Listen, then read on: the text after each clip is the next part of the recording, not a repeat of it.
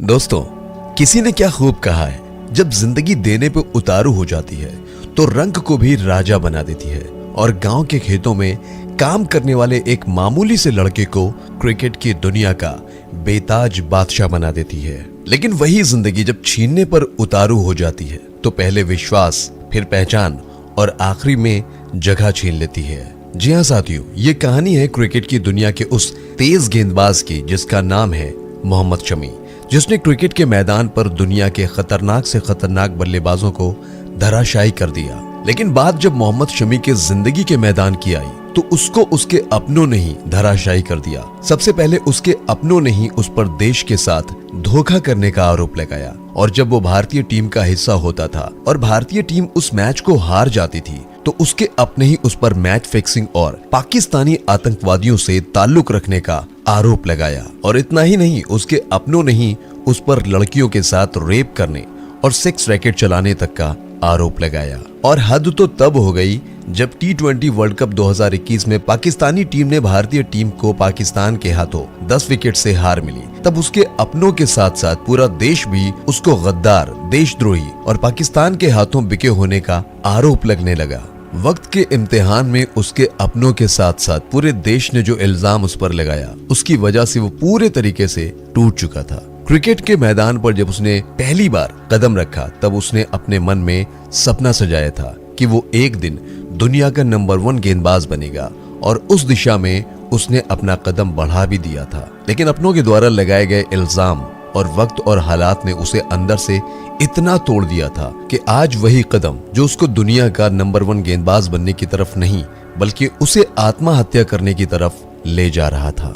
एक इंटरव्यू के दौरान मोहम्मद शमी ने खुद बताया था कि उन्होंने एक नहीं बल्कि 3 बार आत्महत्या करने की कोशिश की। मोहम्मद शमी के परिवार के साथ साथ उनके दोस्त भी उनके साथ 24 घंटे उनकी निगरानी में लगे रहते थे कि कहीं मोहम्मद शमी आत्महत्या न कर लें।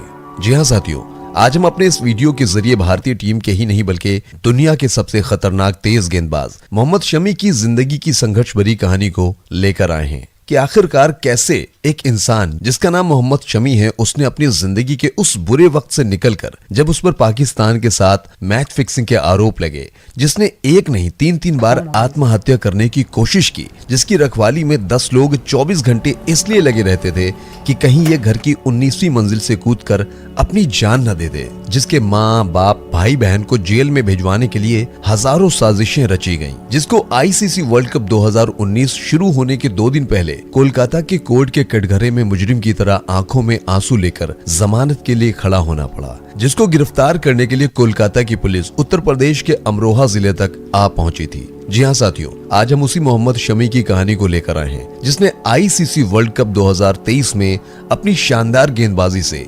140 करोड़ देशवासियों के दिल को जीत लिया। भले ही भारतीय टीम इस बार ICC वर्ल्ड कप 2023 को अपने नाम ना कर सकी, लेकिन वो कहते हैं ना, मंजिलों तो अक्सर हर मुसाफिर को मिल जाती हैं, लेकिन उन मुसाफिरों से पूछो जिसने मंजिल के रास्ते को खुशनुमा और यादगार बना दिया हो। जी हाँ, कुछ ऐसा ही कारनामा भारतीय टीम और मोहम्मद शमी ने ICC वर्ल्ड कप 2023 में किया। बेशक भारतीय टीम इस वर्ल्ड कप को नहीं जीत पाए, लेकिन भारतीय टीम में ICC वर्ल्ड कप 2023 के लगातार कुल 10 मुकाबलों को जीतकर फाइनल के सफर को इतना शानदार और ऐतिहासिक बना दिया कि इस ऐतिहासिक सफर के लिए हम 140 करोड़ भारतीय एक बार नहीं कई बार वर्ल्ड कप की ऐसी ट्रॉफी कुर्बान करने को तैयार हैं। बस जिस प्रकार से भारतीय टीम ने ICC वर्ल्ड कप 2023 के 10 मुकाबलों की जीत का सफर तय किया, हर वर्ल्ड कप में भारतीय टीम अगर फाइनल तक पहुंचाने के लिए ऐसे ही 10 मुकाबले लगातार जीतकर फाइनल का सफर तय करे। तो चलिए साथियों, शुरू करते हैं हम मोहम्मद शमी की कहानी को कि आखिरकार कैसे एक खेतों में काम करने वाला एक गरीब घर का लड़का, जिसकी जिंदगी की तमाम कठिनाइयों से गुजरता हुआ भारत का ही नहीं बल्कि दुनिया का नंबर 1 गेंदबाज बन गया, जिसने क्रिकेट के इतिहास में अपनी घातक गेंदबाजी से विरोधी टीम के बल्लेबाजों में ऐसा खौफ भर दिया कि सामने वाली टीम में भगदड़ सी मच जाती थी। साथियों, मोहम्मद शमी का जन्म 3 सितंबर सन 1990 को उत्तर प्रदेश के एक छोटे से शहर अमरोहा के सहसापुर गांव में हुआ। मोहम्मद शमी के पिता का नाम तौसीफ अली अहमद तो माता का नाम अंजुम आरा है। मोहम्मद शमी कुल 4 भाई बहन हैं। साथियों, आपको बता दें कि मोहम्मद शमी के पिता तौसीफ अहमद अपने जमाने के जाने माने गेंदबाज थे। मोहम्मद शमी के पिता जब अपने दौर में क्रिकेट के मैदान में गेंदबाजी किया करते थे तो उनकी गेंदबाजी को देखकर लोग यही कहते थे कि यह जरूर इंटरनेशनल क्रिकेट खेलेगा। लेकिन घर की गरीबियों के चलते मोहम्मद शमी के पिता तौसीफ अहमद का भारतीय टीम के लिए खेलने का सपना साकार नहीं हो पाया। लेकिन मोहम्मद शमी के पिता ने सोचा था कि भले ही मैं भारतीय टीम के लिए नहीं खेल पाया, लेकिन मेरे बच्चे जरूर एक दिन देश के लिए खेलेंगे और देश का नाम रोशन करेंगे। हालांकि मोहम्मद शमी के पिता ने अपने तीनों बच्चों को क्रिकेट खिलाना शुरू किया। इस दौरान मोहम्मद शमी के पिता तौसीफ अहमद अपने बच्चों को खुद ही क्रिकेट की ट्रेनिंग देते थे, जिससे उनकी फिटनेस बेहतर हो सके और उनके 2 बच्चे फौज में जाएं और एक बच्चा क्रिकेटर बने। मोहम्मद शमी के पिता ने 15 सालों तक मोहम्मद शमी के साथ उनके दोनों भाइयों को खुद ही क्रिकेट की ट्रेनिंग दी। इस दौरान जब भी गांव के आसपास कोई लोकल टूर्नामेंट होता था तो मोहम्मद शमी उस टूर्नामेंट में बेहतरीन प्रदर्शन करके मैन ऑफ द मैच और मैन ऑफ द सीरीज अपने नाम करते थे। धीरे धीरे मोहम्मद शमी की जिंदगी में और भी निखार आता चला गया और वो दूर दराज तक क्रिकेट खेलने जाते थे। इस दौरान उनके द्वारा जीते गए इनाम से घर का खर्चा भी चलता था। मोहम्मद शमी जब 15 साल के हुए तो उनके पिता तौसीफ अहमद से गांव के कई लोगों ने कहा कि आपका बच्चा बहुत अच्छा क्रिकेट खेलता है, क्यों ना आप मोहम्मद शमी को किसी अच्छे गेंदबाज कोच के पास लेकर जाएं, जिससे वो गेंदबाजी की बारीकियों को सीख कर और बेहतर हो जाए। गांव और आसपास के लोगों के कहने के बाद मोहम्मद शमी के पिता ने यह फैसला किया कि वो मोहम्मद शमी को किसी बेहतर कोच के पास लेकर जाएंगे। हालांकि कोच की फीस जमा करने के लिए मोहम्मद शमी के पिता के पास इतने पैसे नहीं थे। हालांकि खेती बाड़ी थी उनके पास, इसलिए मोहम्मद शमी के पिता ने अपने बच्चों के करियर को देखते हुए अपनी जमीन का कुछ टुकड़ा बेच दिया और जो पैसे मिले उसे लेकर वो मुरादाबाद क्रिकेट एकेडमी में कोच बदरुद्दीन के पास पहुंच गए। पहले तो कोच बदरुद्दीन ने जब देखा कि गांव का एक साधारण सा लड़का और एक साधारण सा आदमी उनसे क्रिकेट की बारीकियों को सीखने के लिए आया है, तो उन्होंने साफ तौर पर मना कर दिया मोहम्मद शमी को ट्रेनिंग देने से।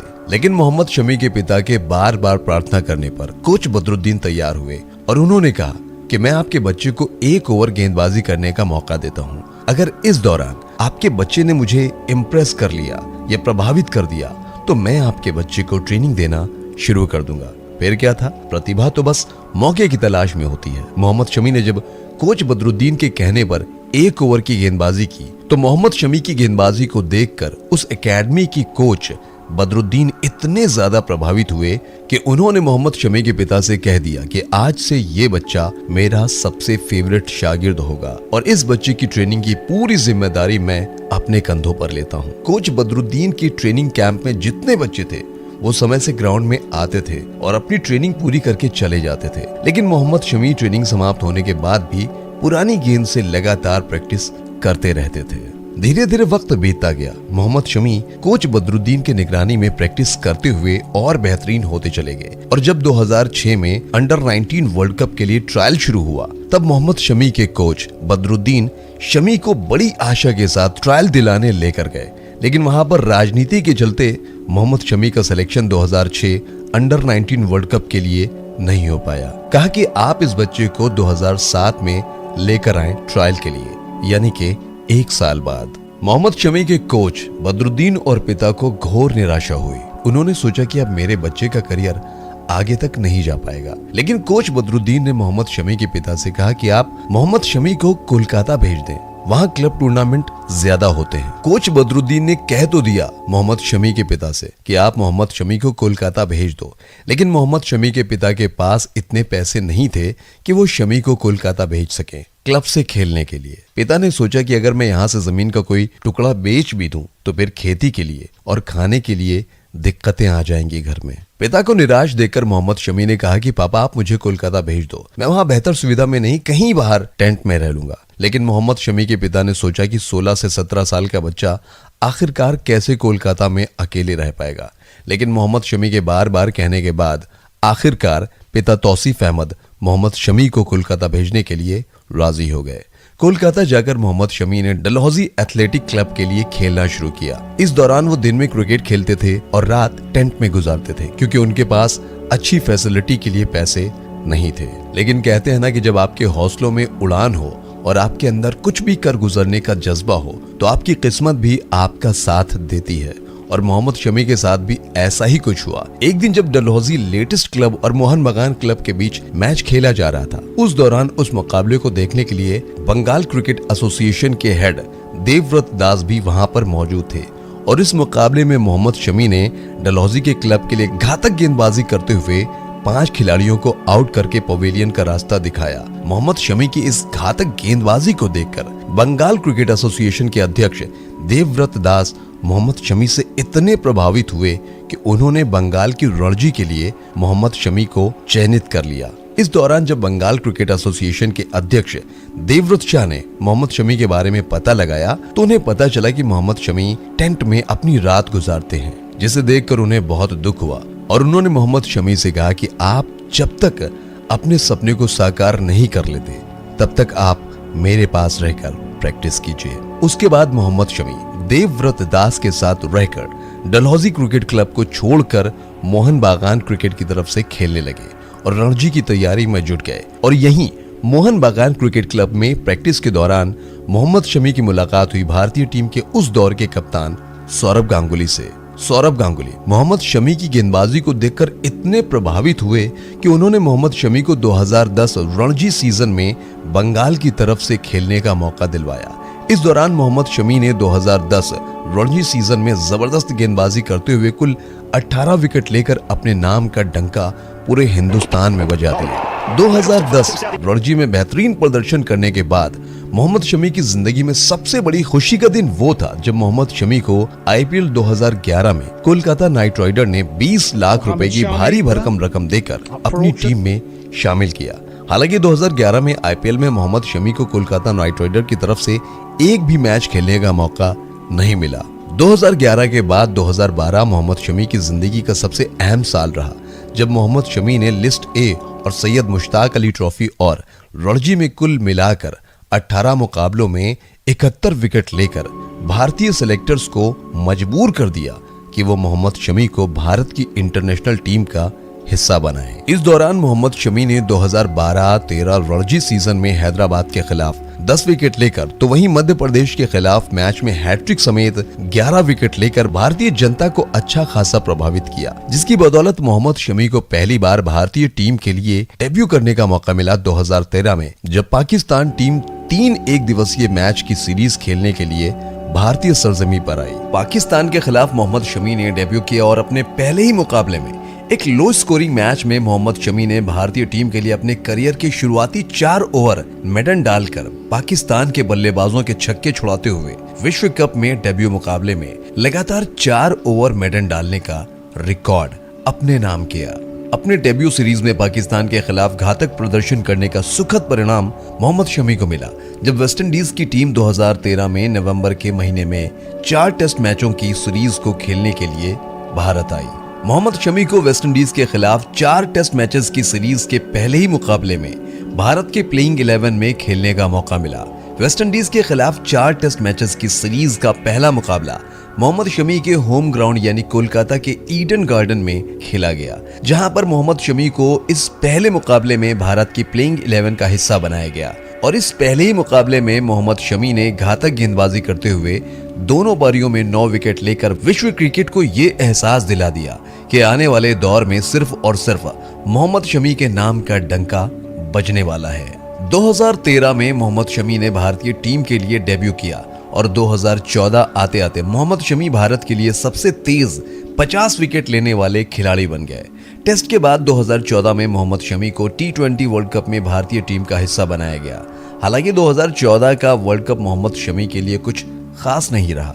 T20 वर्ल्ड कप 2014 के बाद भारतीय टीम के 3 टेस्ट मैचेस की सीरीज खेलने के लिए न्यूजीलैंड के दौरे पर जाना था और इस दौरे पर मोहम्मद शमी को एक बार फिर भारतीय टीम का हिस्सा बनाया गया। और न्यूजीलैंड के खिलाफ पहले ही मुकाबले में मोहम्मद शमी ने घातक गेंदबाजी करते हुए पहले 5 विकेट लिए, तो वहीं बल्लेबाजी करने के दौरान भुवनेश्वर कुमार के साथ मिलकर 111 रनों की पार्टनरशिप करके भारतीय कप्तान महेंद्र सिंह धोनी को यह भरोसा दिलाया कि वो सिर्फ अपनी घातक गेंदबाजी से ही नहीं बल्कि मौका मिलने पर अपनी बल्लेबाजी से भी भारतीय टीम को जीत दिलाने में अहम भूमिका निभा सकते हैं। 2013 और 14 में टेस्ट और वनडे में बेहतरीन प्रदर्शन करने वाले मोहम्मद शमी को आईसीसी वर्ल्ड कप 2015 के लिए भारतीय टीम के 15 सदस्य टीम का हिस्सा बनाया गया। और इस वर्ल्ड कप में मोहम्मद शमी ने पाकिस्तान के खिलाफ पहले ही मुकाबले में 9 ओवर की गेंदबाजी में 4 विकेट लेकर एक बार फिर से पाकिस्तान के मजबूत बल्लेबाजी को ताश के पत्तों की तरह बिखेर दिया और भारतीय टीम को शानदार जीत दिलाई। लेकिन पाकिस्तान के खिलाफ इस वर्ल्ड कप के पहले ही मुकाबले में मोहम्मद शमी बुरी तरीके से चोटिल हो गए थे। ऐसे में भारतीय टीम के कप्तान महेंद्र सिंह धोनी के लिए मोहम्मद शमी जैसा घातक गेंदबाज का चोटिल हो जाना मतलब किसी बुरे सपने से कम नहीं था। डॉक्टरों ने कहा कि मोहम्मद शमी पूरा वर्ल्ड कप नहीं खेल पाएंगे क्योंकि घुटने में इंजरी के चलते मोहम्मद शमी के घुटनों से हर दिन इंजेक्शन के जरिए पानी निकालना पड़ता था। डॉक्टरों ने साफ तौर पर कह दिया था कि मोहम्मद शमी को 2 महीने तक क्रिकेट नहीं खेलना है और ऐसा नहीं करते हैं तो मोहम्मद शमी हो सकता है इस वर्ल्ड कप के बाद कभी भी क्रिकेट ना खेल पाए। भारतीय कप्तान महेंद्र सिंह धोनी के पास मोहम्मद शमी का कोई विकल्प नहीं था। धोनी ने मोहम्मद शमी से कहा कि भाई आप अगर नहीं खेलते हैं तो हमारी टीम वर्ल्ड कप का कोई भी मुकाबला नहीं जीत पाएगी, लेकिन अगर आप खेलते हैं तो हो सकता है ये आपके करियर का आखिरी वर्ल्ड कप हो। ऐसे में आप ही डिसाइड करो शमी भाई कि आपको खेलना है या नहीं। मोहम्मद शमी ने महेंद्र सिंह धोनी से कहा कि धोनी भाई अगर युवराज सिंह कैंसर जैसी घातक बीमारी के साथ आईसीसी वर्ल्ड कप 2011 खेलकर भारत को वर्ल्ड कप जिता सकते हैं भारत की आन बान शान को बढ़ाने के लिए, तो मैं भी उसी धरती का बेटा हूं जहां से युवराज सिंह है। धोनी भाई मैं खेलूंगा, भले ही 2015 का वर्ल्ड कप मेरे करियर का आखिरी मैच हो। हमारे देश के बुजुर्गों के इस देश की आन बान शान के लिए अपनी गर्दन कटवाई है और अगर जरूरत पड़ी तो इस देश की आन बान शान के लिए मैं अपनी गर्दन भी कटवा दूंगा। पैर क्या चीज है। मोहम्मद शमी ने महेंद्र सिंह धोनी से जैसे ही इतना कहा तो महेंद्र सिंह धोनी की आंखों में आंसू आ गए। इसके बाद मोहम्मद शमी ने वर्ल्ड कप के हर मुकाबले में तमाम दर्द और परेशानी के साथ मैच खेला। मोहम्मद शमी को वर्ल्ड कप के हर मुकाबले में 3 से 4 दर्द की गोलियां खाकर गेंदबाजी करनी पड़ती थी।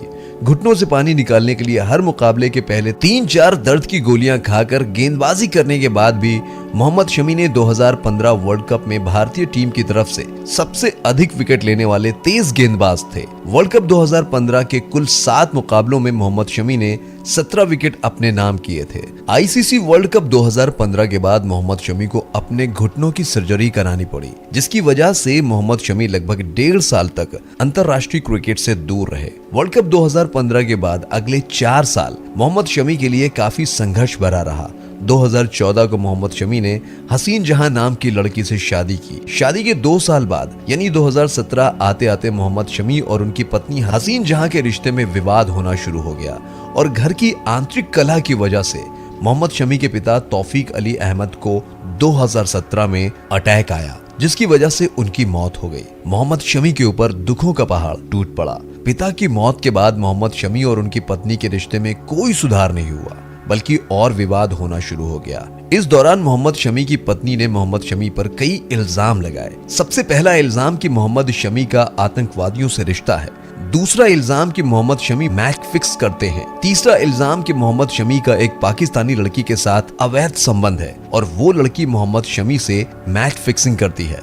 चौथा इल्जाम, जब भी भारतीय टीम पाकिस्तान के खिलाफ मुकाबला खेलती है और अगर उस मुकाबले में मोहम्मद शमी भारतीय टीम का हिस्सा होते हैं तो मोहम्मद शमी पाकिस्तान के मैच फिक्स करने वालों के हिसाब से ही प्रदर्शन करते हैं। इल्जाम पांचवा जो मोहम्मद शमी की पत्नी ने मोहम्मद शमी पर लगाया वो सबसे खतरनाक था। मोहम्मद शमी की पत्नी ने मोहम्मद शमी और उनके छोटे भाई मोहम्मद कैफ पर इल्जाम लगाया कि दोनों भाई मिलकर मेरे साथ रेप करना चाहते थे। मोहम्मद शमी की पत्नी हसीन जहां के द्वारा लगाए गए इन इल्जामों के चलते मोहम्मद शमी को भारतीय क्रिकेट बोर्ड ने भारतीय टीम से बाहर कर दिया। यहाँ तक कि बीसीसीआई ने मोहम्मद शमी को अपने कॉन्ट्रैक्ट से भी बाहर कर दिया, यानी कि वो अगर जरा सा भी इन आरोपों में शामिल पाए गए तो उनका पूरा करियर तबाह हो जाएगा।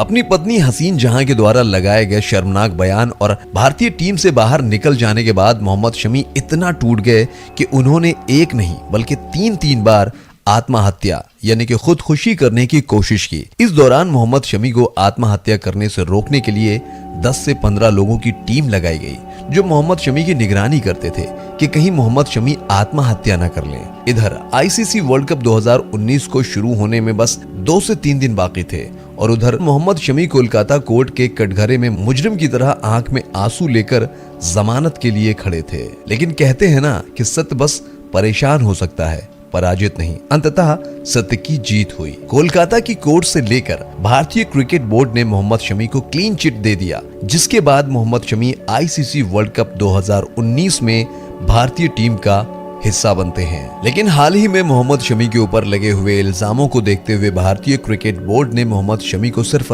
4 ही मुकाबलों में खेलने का मौका दिया। लेकिन इन 4 मुकाबले में मोहम्मद शमी ने घर की परेशानियों से लेकर अपने ऊपर लगे मैच फिक्सिंग और सेक्स रैकेट के आरोपी के बाद भी जबरदस्त गेंदबाजी की बदौलत महज 4 मुकाबले में ही 14 विकेट लेकर भारतीय टीम को सेमीफाइनल तक पहुंचाने में अहम भूमिका निभाई। लेकिन सेमीफाइनल में न्यूजीलैंड के खिलाफ मोहम्मद शमी को भारतीय टीम का हिस्सा नहीं बनाया गया, जिसकी वजह से भारतीय टीम को सेमीफाइनल में न्यूजीलैंड से हार का सामना करना पड़ा। लोग आज भी कहते हैं कि अगर 2019 वर्ल्ड कप के सेमीफाइनल में मोहम्मद शमी को भारतीय प्लेइंग 11 का हिस्सा बनाया गया होता तो निश्चित ही 2019 वर्ल्ड कप भारतीय टीम के नाम होता। लेकिन बीसीसीआई डर गई थी इस बड़े मुकाबले में, क्योंकि मोहम्मद शमी के ऊपर इससे पहले मैच फिक्सिंग के आरोप लगे थे। 2019 वर्ल्ड कप के बाद मोहम्मद शमी ने 2020 और 2021 में जबरदस्त गेंदबाजी करते हुए अपने नाम का डंका पूरे क्रिकेट जगत में बजवाया। लेकिन मोहम्मद शमी की पत्नी हसीन जहां के द्वारा मोहम्मद शमी पर लगाए गए देशद्रोही, मैच फिक्सिंग और आतंकवादियों से जुड़े तार का इल्जाम मोहम्मद शमी का पीछा इतनी आसानी से छोड़ने वाले नहीं थे। 2021 वर्ल्ड कप में जब भारतीय टीम पाकिस्तान के हाथों 10 विकेट से हार गई और इस मुकाबले में मोहम्मद शमी को एक भी सफलता नहीं मिली, तब एक बार फिर जो इल्जाम पत्नी ने लगाए थे मोहम्मद शमी पर, वो इल्जाम देशद्रोही, गद्दार, मैच फिक्सिंग का अब पूरा देश लगाने लगा। किसी ने मोहम्मद शमी को गद्दार कहा तो किसी ने 2021 वर्ल्ड कप में पाकिस्तान के हाथों बिके होने का आरोप लगाया, तो किसी ने मोहम्मद शमी को पाकिस्तान की टीम बी का प्लेयर बताया, तो किसी ने मोहम्मद शमी को भारत छोड़कर पाकिस्तान से क्रिकेट खेलने की बात कही, तो किसी ने मोहम्मद शमी को पाकिस्तानी बताया। लेकिन इन सवालों को खारिज करते हुए मोहम्मद शमी ने एक बार फिर से अपने आप को साबित किया। 2023 वर्ल्ड कप, जहां पर मोहम्मद शमी को पहले शुरुआती 4 मुकाबले में भारतीय टीम का हिस्सा नहीं बनाया गया, लेकिन उसके बावजूद भी जब मोहम्मद शमी को न्यूजीलैंड के खिलाफ भारतीय टीम का हिस्सा बनाया गया तो उस मुकाबले में मोहम्मद शमी ने 5 विकेट लेकर 20 सालों से चले आ रहे वर्ल्ड कप में न्यूजीलैंड से हार के सिलसिले को तोड़ा। तो वहीं आईसीसी वर्ल्ड कप 2023 के सेमीफाइनल में न्यूजीलैंड के खिलाफ 7 विकेट लेकर मोहम्मद शमी ने भारतीय टीम को वर्ल्ड कप के फाइनल में पहुंचाने में अहम भूमिका निभाई। आईसीसी वर्ल्ड कप 2023 में भले ही भारतीय टीम फाइनल में ऑस्ट्रेलिया से हार गई, लेकिन इस वर्ल्ड कप में मोहम्मद शमी ने 7 मुकाबलों में 24 विकेट लेकर वर्ल्ड कप के इतिहास में सबसे कम मैचेस में सबसे अधिक विकेट लेने का इतिहास रच दिया। मोहम्मद शमी ने अभी तक अपने 101 एक दिवसीय मैच में 24 की औसत से कुल 195 विकेट अपने नाम किए हैं। तो वहीं मोहम्मद शमी ने अपने टेस्ट करियर में कुल 55 मुकाबलों में 229 विकेट अपने नाम किए हैं। साथियों, मोहम्मद शमी इस समय लगभग 34 साल के हैं और संभवतः वो 2027 में होने वाले वर्ल्ड कप का हिस्सा नहीं बन पाएंगे। लेकिन मोहम्मद शमी ने अपने 13 साल के करियर में तमाम दुख, परेशानी और आरोपों को झेलते हुए जिस तरीके का योगदान भारतीय टीम को दिया है, उसके लिए भारतीय क्रिकेट और भारतीय क्रिकेट फैंस सदैव मोहम्मद शमी के कर्जदार रहेंगे। दोस्तों, आपको हमारा ये वीडियो कैसा लगा और अगला वीडियो हम किस क्रिकेट प्लेयर पर बनाएं, हमें कमेंट में जरूर बताइएगा और चलते चलते हमारे चैनल क्रिकेट एसटी को सब्सक्राइब जरूर कीजिएगा।